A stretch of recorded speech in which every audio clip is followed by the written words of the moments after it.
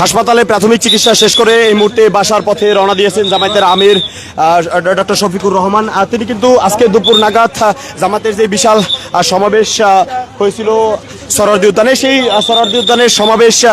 শেষ করে সমাবেশের চলাকালীন সময় জামায়াতের আমির মঞ্চে বক্তব্য দিতে উঠলে তিনি কিন্তু সেখানে অসুস্থ হয়ে পড়েন এবং তিনি সেখানে অসুস্থ হয়ে পড়ার পর সেখান থেকে তাকে ধানমন্ডি ইবনে সিনা হাসপাতালে নিয়ে আসা হয় এবং এই মুহূর্তে ধানমন্ডি ইবনে সিনা হাসপাতাল থেকে প্রাথমিক চিকিৎসা শেষে তিনি কিন্তু এই মুহূর্তে আমরা দেখতে পাচ্ছি তার নিজ বাসভবনের উদ্দেশ্যে রওনা হয়েছেন। সেই চিত্র কিন্তু আমরা এই মুহূর্তে দেখতে পাচ্ছি এবং জামায়াতের আমিরের যে গাড়িবহর রয়েছে সেই গাড়িবহর এই মুহূর্তে তার যেই নিজ বাসভবন রয়েছে সেই বাসভবনের উদ্দেশ্যে রওনা দিয়েছেন। আজকে দুপুর নাগাদ আজকে সারাদিন ব্যাপী যে জামায়াতের সমাবেশ চলছিল সেই মহা সমাবেশে জামায়াতের আমির মঞ্চে বক্তব্য দিতে উঠলেই সেখানে কিন্তু তিনি অসুস্থ হয়ে পড়েন এবং সেখানে অসুস্থ হয়ে পড়লে সেখান থেকে তাকে কিন্তু দ্রুত সময়ের মধ্যে ধানমন্ডি ইবনে সিনা হাসপাতালে নিয়ে আসা এবং সেখানে তিনি প্রাথমিক চিকিৎসা শেষ করেন এবং চিকিৎসা চলাকালীন সময় কিন্তু জামায়াতের আমির শফিকুল ইসলাম আলমগীরকে দেখতে কিন্তু প্রধান উপদেষ্টার প্রেস সচিব শফিকুল আলম এবং এর পাশাপাশি বিএনপির মহাসচিব মির্জা ফখরুল ইসলাম আলমগীর তারা কিন্তু হাসপাতালে ছুটে আসেন এবং জামায়াতের আমিরের যে সার্বিক পরিস্থিতি রয়েছে সেই সার্বিক খোঁজখবর কিন্তু নেন এবং সার্বিক খোঁজখবর নিয়ে তারা গণমাধ্যমের সাথে কথা বলেন এবং বিএনপির মহাসচিব মির্জা ফখরুল ইসলাম আলমগীর তাকে দেখে গণমাধ্যমের সাথে যেই কথা বলেছেন যে স্বপ্নের সময়ে জামায়াতের আমিরের মতো ব্যক্তিদের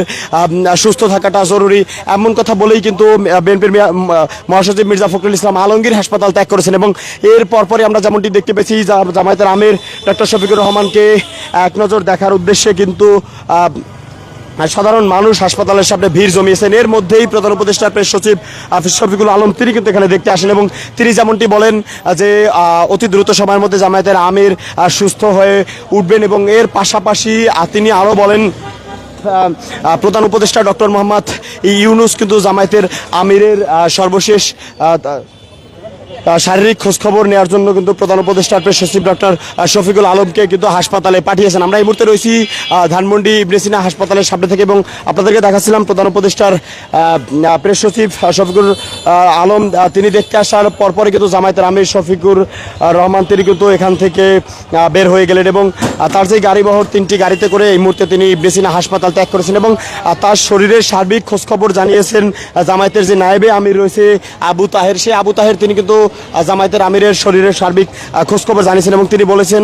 উচ্চ রক্তচাপের কারণে জামায়াতের আমির সেখানে অসুস্থ হয়ে পড়লো। এই মুহূর্তে জামায়াতের আমির আশঙ্কা মুক্ত এবং তিনি ডাক্তারের নিবিড় পর্যবেক্ষণে রয়েছেন এবং এর পরপরই কিন্তু জামায়াতের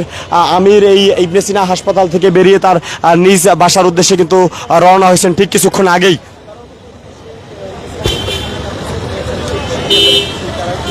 পরবর্তীতে